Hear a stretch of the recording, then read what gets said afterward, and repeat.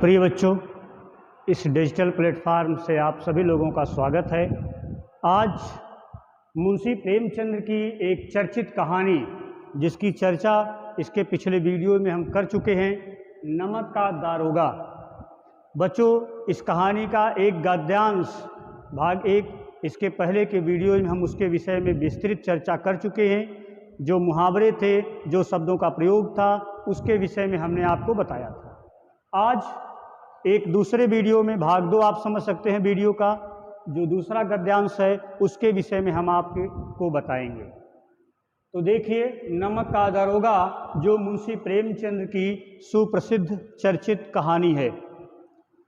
बच्चों, इस कहानी के विषय में हम आपको बता चुके हैं। इस कहानी के जो नायक हैं वो वंशीधर हैं और खलनायक की भूमिका पंडित आलोपीदीन और वृद्ध मुंशी जो बंशीधर के पिता हैं। तो इस तरह इन पात्रों के बीच ही ये कहानी इसके इर्द गिर्द घूमती है। देखिए गद्यांश में क्या दिया हुआ है। अब तक की जो कहानी थी वह ये थी कि बंशीधर जहाँ श्रृंगारिक और फारसी की कुछ कविताएं पढ़ करके लैला मजनू फरियाद की कहानियाँ पढ़ने के बाद एक दिन वह नौकरी की तलाश में जाते हैं। उनके पिता वृद्ध मुंशी उन्हें खूब समझाते हैं कि ऐसी नौकरी करना जिसमें ऊपरी आमदनी हो, रिश्वत मिले, घूस के पैसे मिल जाए। और उन्होंने यह भी बताया कि सोच समझकर गरज वाले व्यक्ति से ज़्यादा पैसे ले सकते हो। बहुत सी दुनियादारी की बातें उन्होंने अपने बेटे को समझाया। और यहाँ तक कि उन्होंने कहा कि धैर्य, बुद्धि, विवेक यही सब तुम्हारे मित्र हैं, तुम्हारे पथ प्रदर्शक होंगे। तो इस तरह की बातें वृद्ध मुंशी ने अपने बेटे बंशीधर को खूब समझाया। वो वहाँ पर जब गए तो संयोग बस सगुन अच्छा था कि उन्हें नमक विभाग में दारोगा पद मिल गया। वैसे बच्चों, 1882 ईस्वी में अंग्रेजी हुकूमत जब भारत में थी तो उन्होंने नमक में एक कानून ऐसा लाया था कि जिसमें टैक्स बढ़ा दिया गया था। इसीलिए आपने सुना होगा कि महात्मा गांधी जी ने दांडी मार्च भी 1930 ईस्वी में निकाला था। तो इस तरह से ऐसी स्थितियां उस समय थी कि सामान्य और गरीब परिवार के लोगों को नमक खरीदना भी बहुत समस्या बन जाती थी। इसलिए नमक की कालाबाजारी जब होने लगी तो अंग्रेजी सरकार ने नमक विभाग बनाया और उसकी देख रेख के लिए, जांच परख के लिए एक दारोगा पद बना दिया। उसी पर बंशीधर की नियुक्ति हुई थी, जो ऐसा पद था कि जिसमें खूब ऊपरी आमदनी थी। ऊपरी आमदनी का मतलब आप समझ सकते हैं कि रिश्वत और घूसखोरी का एक तरह से वो बना हुआ स्थान था। यहाँ जब इनके पिता को अर्थात वृद्ध मुंशी को ये पता चला कि हमारा बेटा नमक विभाग में दारोगा पद पर हो गया, तो फूले नहीं समाये, बहुत प्रसन्न हुए। यहाँ तक कि पड़ोसियों के हृदय में सूल उठने लगे, अर्थात दुख हुआ कि उनका बेटा तो नौकरी पा गया।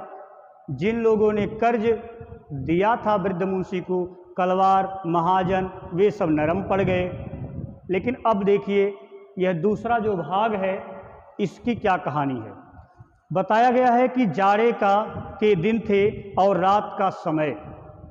नमक के सिपाही चौकीदार नशे में मस्त थे। मुंशी बंशीधर को यहाँ आए हुए अभी 6 महीने ही हुआ था, लेकिन इस थोड़े समय में ही उन्होंने अपनी कार्यकुशलता और उत्तम आचार की बात हम नहीं कर रहे हैं, आचार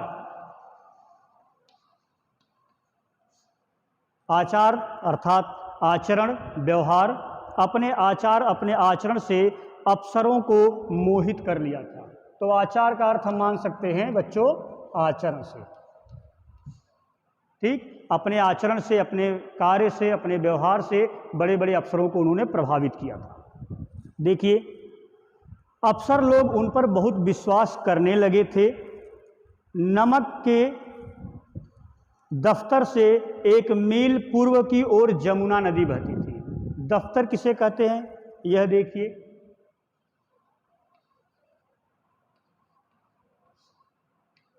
दफ्तर का अर्थ है कार्यालय, जिसे आप अंग्रेजी में ऑफिस कहते हैं, उर्दू में दफ्तर कहते हैं। तो दफ्तर माने जहाँ पर बंशीधर नियुक्त थे, वहाँ से 1 मील की दूरी पर यमुना नदी बहती थी। यहाँ जमुना दिया हुआ है, जो कि तद्भव शब्द है, इसका शुद्ध शब्द है यमुना। तो यमुना नदी बहती थी कहाँ से? जहाँ पर दफ्तर था, कार्यालय, ऑफिस था, वहाँ से 1 मील दूरी पर यमुना नदी बहती थी। देखिए, उस पर नाव का एक पुल बना हुआ था। दारोगा जी किवाड़ बंद किए मीठी नींद में सो रहे थे। किवाड़ का मतलब दरवाजा, किवाड़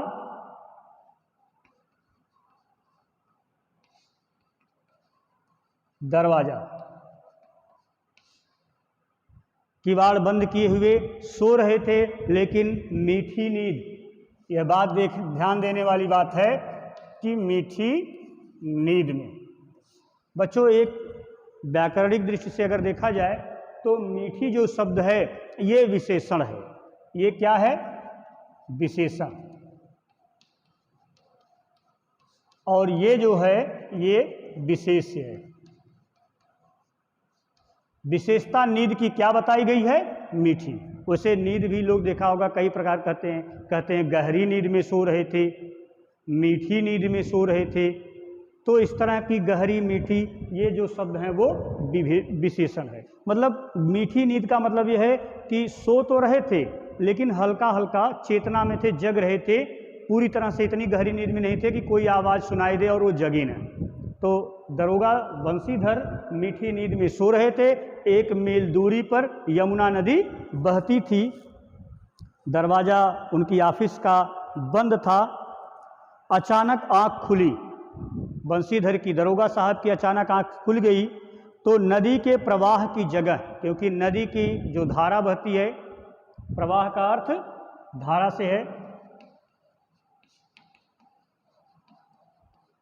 देखिए, नदी की प्रवाह की जगह गाड़ियों की गड़गड़ाहट तथा मल्लाहों का कोलाहल सुनाई दिया। कोलाहल का मतलब शोर। यहाँ पर एक शब्द आया है गड़गड़ाहट। ये एक तरह से कह सकते हैं ध्वन्यात्मक शब्द है। कौन सा शब्द है? ध्वन्यात्मक, जो किसी आवाज़ के विषय बता रहा है। गाड़ी की गड़गड़ाहट तथा मल्लाहों का कोलाहल माने शोर सुनाई दिया। दरोगा साहब के कानों में जब ये आवाज़ पहुंची कि रात का समय है, जहां नदी के जलधारा की आवाज़ आनी चाहिए वहां बैलगाड़ियों की आवाज़ आ रही है। घाट पर जो मल्लाह रहते हैं उनका भी शोर बढ़ गया है, कोलाहल करने लगे हैं। तो ऐसी क्या बात है? सुनाई दिया, उठ बैठे। इतनी रात गए गाड़ियां क्यों नदी पर जा रही हैं? एक शक हुआ उन्हें, एक भ्रम सा हुआ। उन्होंने सोचा, एक तर्क उनके मन ने दिया कि रात का समय है, जहां सबको शांत सो जाना चाहिए, इस रात के समय में मल्लाहों का शोर सुनाई दे रहा है और गाड़ियां जो है जा रही हैं, गाड़ियों की गड़गड़ाहट की आवाज़ जो है सुनाई दे रही है। ये बच्चों ध्वन्यात्मक शब्द, गाड़ियों की आवाज़ सुनाई दे रही है। अब देखिए, अवश्य कुछ न कुछ गोलमाल है, मतलब कुछ ऐसी बात जरूर है जिसके कारण कि हो सकता है कि चोरी छिपे कोई सामान ले जाया जा रहा हो या कोई बात छिपाई जा रही हो। गोलमाल मतलब कोई न कोई कमी जरूर नज़र आ रही है, कुछ गड़बड़ी हो रही है। यह शक जो है बंसीधर दरोगा को उनके मन में लग गया। देखिए, तर्क ने भ्रम को पुष्ट किया। यह वाक्य जरूर देखिए। तर्क ने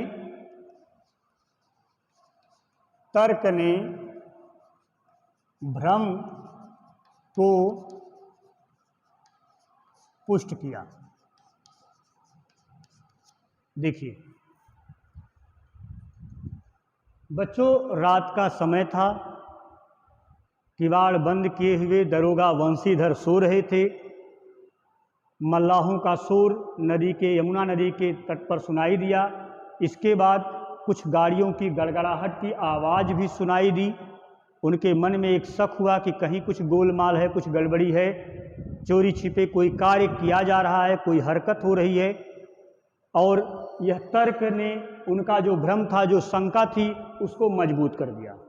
तर्क ने क्या दिया कि रात के समय जहाँ शांत होना चाहिए वहाँ शोर हो रहा है, गाड़ियों की आवाज़ गड़गड़ाहट सुनाई दे रही है। तो इसका मतलब, यह तर्क लगाया उन्होंने कि इसका मतलब है कि जो हम भ्रम कर रहे हैं, जो सोच रहे हैं, जो शंका है, वो सच है, कोई न कोई गड़बड़ी जरूर है। अब देखिए दरोगा साहब ने क्या किया। अवश्य कुछ गोलमाल है। तर्क ने भ्रम को पुष्ट किया। वर्दी पहनी, माने अपना वर्दी पहने, तमंचा जेब में रखा। तमंचा आप जानते हैं, अपनी पिस्तौल उन्होंने जेब में रखी और बात ही बात में घोड़ा बढ़ाए हुए पुल पर आ पहुँचे। बच्चों, अंग्रेज़ों के ज़माने में दरोगा पुलिस घोड़े से चलते थे, तो घोड़ा से सवार हुए, घोड़े पर सवार होकर वह नदी के किनारे तट पर आ गए। पुल पर आ पहुँचे। गाड़ियों की एक लंबी कतार पुल के पार जाती दिखाई दी। गाड़ियों की एक लंबी कतार पुल के पार, माने पुल पर से जाती हुई दिखाई दी। दरोगा साहब समझ गए, उनका जो शक था वो सच निकला। डांट कर उन्होंने पूछा, किसकी गाड़ियां हैं? थोड़ी देर तक बच्चों, जब उन्होंने दरोगा साहब ने पूछा तो जो गाड़ीवान थे, जो गाड़ियां लेकर के जा रहे थे, सन्नाटा छा गया। सब एकदम शांत हो गए। रात के समय चारों तरफ आवाज़ सबकी बंद हो गई। आदमियों में कुछ कानाफूसी होने लगी। कानाफूसी का मतलब धीरे धीरे कानों में ही बात करना, एक दूसरे से ऐसे बात करना कि तीसरा कोई न सुन पाए। कानाफूसी हुई। तब आगे वाले ने कहा, पंडित आलोपी दीन की। आगे जो गाड़ीवान था, जो बैलगाड़ी लेकर के जा रहा था व्यक्ति, उसने कहा कि यह पंडित आलोपी दीन की गाड़ी है। अब पंडित आलोपी दीन कौन थे, इनका परिचय जानिए। अभी तक तो आप बंशीधर के विषय में जान रहे थे, अब इनका नाम आया है, जो महत्वपूर्ण पात्र हैं। कौन पंडित आलोपी दीन? दरोगा साहब ने डपट कर पूछा कि कौन पंडित आलोपी दीन? तो उनके जो गाड़ीवान थे, जो नौकर था, उसने बताया दातागंज के, मतलब दातागंज के जमींदार थे पंडित आलोपी दीन। दबंग व्यक्ति थे, प्रभावशाली व्यक्ति थे, बड़ी प्रतिष्ठा उनकी समाज में थी, लोग उन्हें जानते थे। अंग्रेजी अफसर उनके घर पर आया करते थे, भ्रमण करते थे, भोजन करते थे, तब जाते थे। बड़े ही पहुँचे हुए प्रतिष्ठित व्यक्ति थे। दातागंज के मुंशी वंशीधर चौंक गए। क्यों? क्योंकि उनकी बड़ी प्रतिष्ठा थी, बड़ा नाम था, और चोरी छिपे इस तरह सामान जा रहा है, यह शक वंशीधर का आया किसके ऊपर? पंडित आलोपी दीन के ऊपर। तो चौंक गए। और देखिए, पंडित आलोपी दीन इस इलाके के सबसे प्रतिष्ठित जमींदार थे, लाखों रुपए का लेन देन करते थे। इधर छोटे से बड़ा कौन ऐसा व्यक्ति था जो पंडित आलोपी दीन के विषय में नहीं जानता था? यहाँ तक कि अंग्रेज अफसर भी जब शिकार करने की इच्छा करते थे तो शिकार करने के लिए पंडित आलोपी दीन की ही क्षेत्र में आया करते थे, उनके इलाके में आते थे और उनके मेहमान होते थे। 12 मास सदाव्रत चलता था। एक शब्द है बच्चों, बड़ा महत्वपूर्ण है, सदाव्रत। देखिए, ये हमें लगता है आपको समझ में आ गया होगा इसका अर्थ। देखिए, सदाव्रत, सदाव्रत का अर्थ है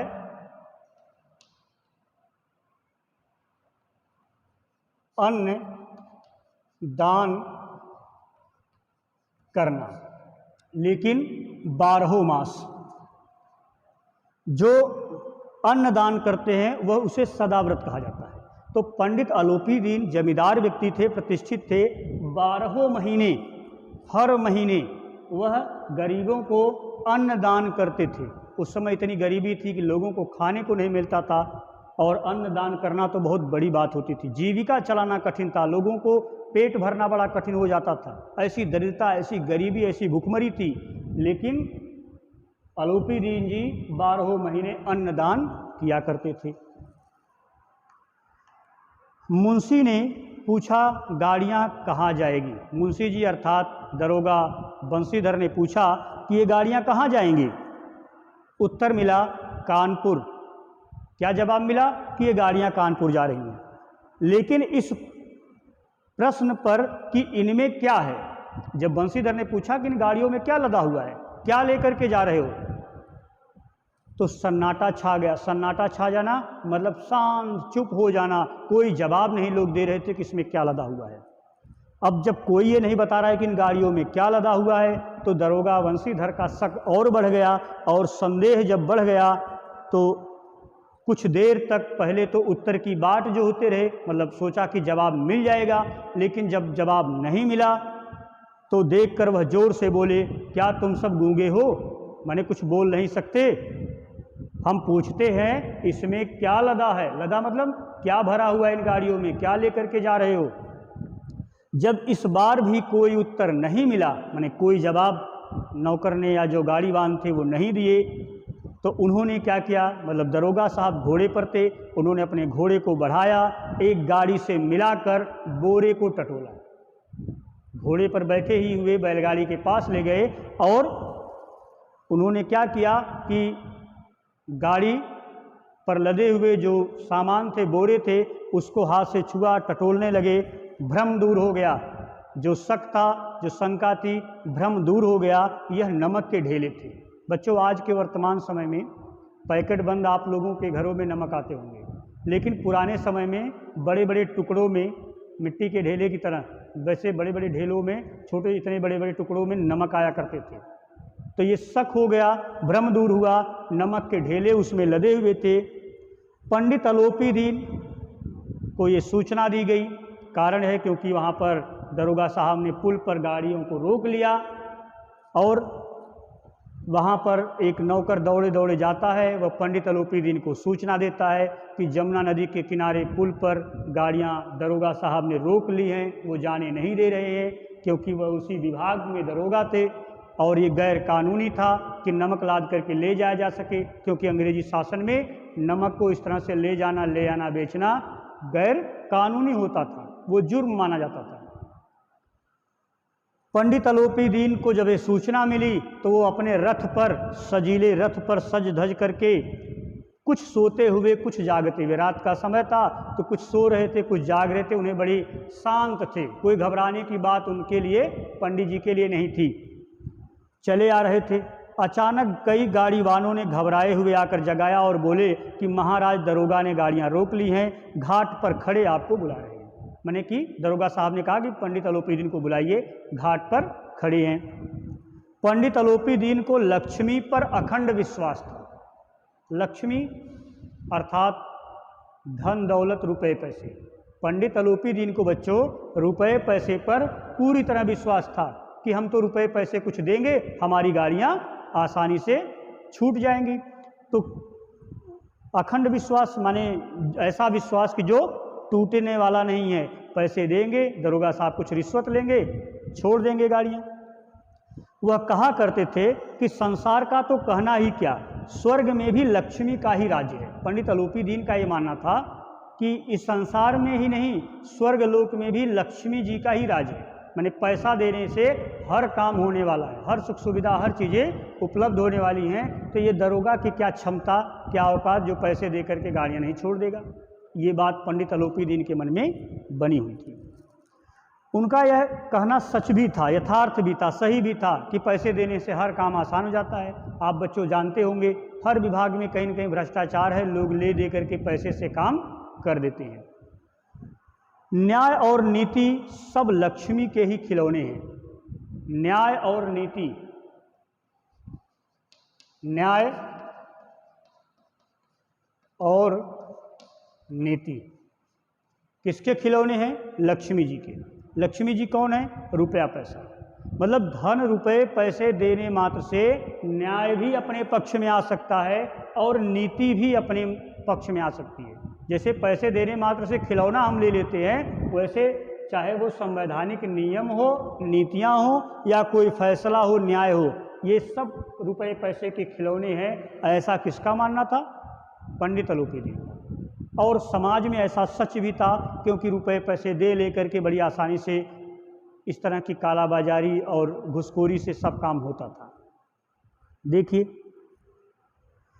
इन्हें वह जैसे ही चाहती है नचाती है, लेटे ही लेटे गर्व से बोले। कौन? पंडित अलोपी दीन। क्या बोले? चलो हम आते हैं।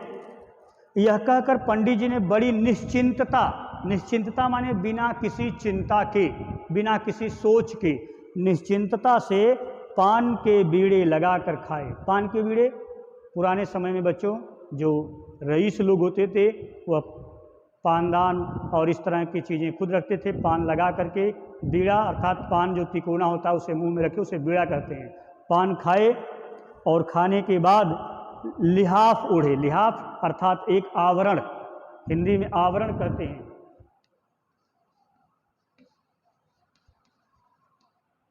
लिहाफ आवरण, एक चोंगा लंबा वस्त्र जिसे वो ओढ़ लिए, सिर से पैर तक का होता है, तो लिहाफ आवरण ओढ़ लिए और बोले, माने घाट पर आए और दरोगा जी से उन्होंने कहा कि बाबूजी आशीर्वाद। आशीर्वाद किसने दिया? पंडित अलूपीदी ने। किसको? दरोगा जी को। और क्या कहा? कहिए हमसे ऐसी कौन सा अपराध हुआ कि गाड़ियां रोक दी गई? माने मुझसे क्या गलती हो गई? कौन सा ऐसा अपराध हुआ कि आपने घाट पर, पुल पर गाड़ियों को रोक दिया है? हम ब्राह्मणों पर तो आपकी कृपा दृष्टि होनी चाहिए। देखिए कितनी मक्खन वाली बात बता रहे हैं एक तरह से पंडित अलूपीदी बच्चों। दरोगा वंशीधर से उन्होंने कहा कि हम जैसे ब्राह्मणों पर तो आपको दया करनी चाहिए, कृपा करनी चाहिए, हमेशा इन गाड़ियों को रोकना नहीं चाहिए, आने जाने देना चाहिए। वंशीधर पंडित अलूपीदी के बातों में नहीं उलझे, रुखाई से, रूखेपन से, कड़क भाव से बोले, सरकारी हुक्म। हुक्म का मतलब आदेश, सरकारी हुक्म। उन्होंने कहा यह सरकारी हुक्म है। पंडित अलूपीदी ने हंस कर कहा, हम सरकारी हुक्म को नहीं जानते और न सरकार को, हमारे सरकार तो आप ही हैं। पंडित अलूपीदी ने कहा मैं सरकारी हुक्म को नहीं जानता, आप हमारे सरकार हैं, आप कुछ दे लेकर के गाड़ियां हमारी छोड़ दीजिए। और उन्होंने यह भी कहा कि दरोगा साहब को कि आपने व्यर्थ ही अब यह समय अपना गंवा रहे हैं, कष्ट उठाया। यह तो ऐसा हो ही नहीं सकता कि हम इधर से जाएं और इस घाट के देवता को भेंट न चढ़ावें। देखिए बच्चों, इस बात को समझने की ज़रूरत है। पंडित अलूपीदी ने दरोगा वंशीधर से कहा कि हम इधर से जाएं और घाट के देवता को चढ़ावा न चढ़ाएं, ये कैसे हो सकता है? अब आप समझ गए होंगे कि घाट के देवता किसे कहा गया है। घाट के देवता का तात्पर्य यहाँ पर दरोगा वंशीधर को कहा जा रहा है। पंडित अलूपीदी कह रहे हैं कि इस रास्ते से, इस घाट से हमारी गाड़ियां जाती हैं चोरी छिपे सामान लेकर, कालाबाजारी होती है, और आपका यहाँ पर कार्यालय है, दफ्तर है, तो आप तो हमारे लिए देवता हैं। आपको यदि हम कोई चढ़ावा नहीं चढ़ाएंगे, रिश्वत नहीं देंगे, घूस नहीं देंगे, तो हम आपके बिना कैसे गाड़ियां ले जा सकते हैं? मतलब आप रिश्वत लीजिए, हमारी गाड़ियों को छोड़ दीजिए। उनका कहने का तात्पर्य यही था। लेकिन इस तरह बच्चों, पंडित अलूपीदी की जो वंशीधर पर ऐश्वर्य की मोहिनी थी, ऐश्वर्य की मोहिनी, देखिए बहुत अच्छे अच्छे वाक्यांशों का प्रयोग मुंशी प्रेमचंद्र जी ने किया है। दरोगा वंशीधर पर इस तरह की जो बात थी कि आप घाट के देवता हैं, हुक्म आप दीजिए, आदेश आपका है, सरकारी आदेश को हम नहीं मानते हैं, आप हमारे लिए सब कुछ हैं, आपने इतनी परेशानी दिक्कत क्यों उठाई, इस तरह की जो ऐश्वर्य की मोहिनी, ऐश्वर्य रुपए पैसे धन दौलत का जो प्रभाव दिखाना चाहते थे पंडित अलूपीदी जी, किस पर? दरोगा वंशीधर पर। दरोगा वंशीधर ने एक ही शब्द में सब निर्मूल कर दिया, उनकी बातों का प्रभाव समाप्त कर दिया। क्या कहा उन्होंने? कड़क कर बोले, हम उन नमक हरामों में नहीं हैं जो कौड़ियों पर अपना ईमान बेच देते हैं। ईमान, अपना स्वाभिमान, अपना सम्मान, अपना आदर्श। उन्होंने कहा, कड़क कर बोले कि हम कुछ कौड़ियों, कुछ रुपयों पैसों के लिए अपने ईमान, अपनी ईमानदारी को हम नहीं बेच सकते हैं। आप गैर कानूनी कार्य कर रहे हैं। ऐसा नहीं है कि मैं कुछ रुपए पैसे लेकर के इन नमक से लदे हुए गाड़ियों को जाने दूंगा, ये ठीक नहीं है। आप इस समय हिरासत में हैं। हिरासत माने गिरफ्तारी, कब्जे में। दरोगा वंशीधर ने पंडित अलूपीदी को कहा कि आपने गैर कानूनी कार्य किया है, आप हिरासत में हैं, आपका कायदे के अनुसार चालान होगा। कायदे मतलब नियम के अनुसार। देखिए, कायदे।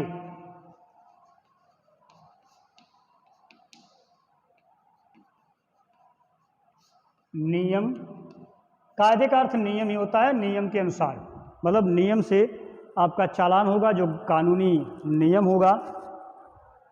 और उन्होंने कहा कि बस मुझे अधिक बातों की फुर्सत नहीं है। जमादार बदलू सिंह, बंशीधर, दरोगा बंशीधर ने अपने सहायक जमादार बदलू सिंह से कहा कि तुम इन्हें हिरासत में ले लो, पंडित अलोपीदीन को गिरफ्तार कर लो, मैं हुक्म देता हूँ। पंडित अलोपीदीन स्तंभित आश्चर्यचकित हो गए। गाड़ियों में हलचल, गाड़ीवानों में, जो गाड़ियाँ हाँकने वाले गाड़ीवान थे, हलचल मच गई।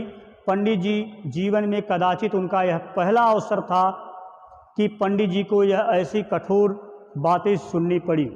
बदलू सिंह को आदेश दरोगा बंशीधर ने दिया था कि इन्हें गिरफ्तार करिए, हथकड़ी पहनाइए। बदलू सिंह आगे बढ़ा, किंतु रोब के मारे यह साहस न हुआ। रोब माने एक जो प्रभाव था, जो दबदबा था पंडित अलोपीदीन का, उसके आगे हिम्मत नहीं हो रही थी कि वो जाकर पंडित अलोपीदीन को हथकड़ी पहना सके, साहस नहीं हो रहा था। पंडित जी ने धर्म को धन का ऐसा निरादर करते हुए कभी नहीं देखा। किसका निरादर? धर्म को धन का। बच्चों देखिए, धर्म को धन का ऐसा निरादर करते हुए कभी नहीं देखा था, क्योंकि पंडित अलोपीदीन को अपने लक्ष्मी पर, अपने धन पर अखंड विश्वास था। और यहाँ पर वंशीधर अपने धर्म, अपनी ईमानदारी, अपनी कर्तव्य निष्ठा के लिए मशहूर थे। आज तक जो है धन ने धर्म को, नियम को, ईमानदारी को कुचला था, लेकिन आज वंशीधर जमादार बदलू सिंह को आदेश देते हैं कि पंडित अलोपीदीन को हिरासत में ले लो।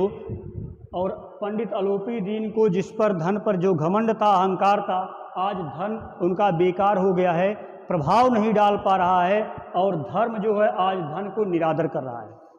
इसलिए क्योंकि आज धर्म, ईमानदारी, कर्तव्यनिष्ठा की जो दरोगा वंशीधर हैं वो इसके उदाहरण हैं। धन के उदाहरण प्रभाव अलोपीदीन है।